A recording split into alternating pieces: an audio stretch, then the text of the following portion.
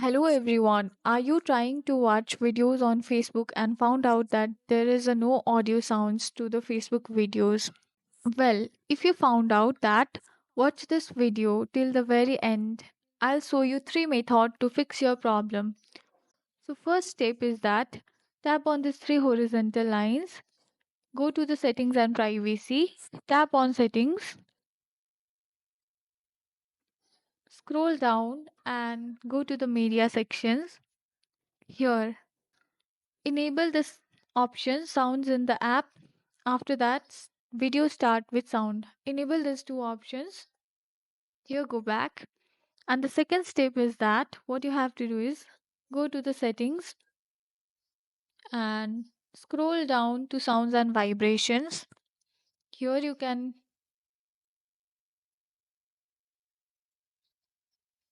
here you can just drag these options to the fullest.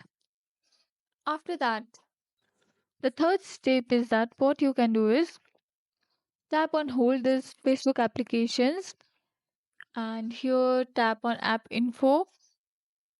You can clear all the caches and traces out there. So these steps will help you to fix out your problem. Thank you for joining us in this tutorial.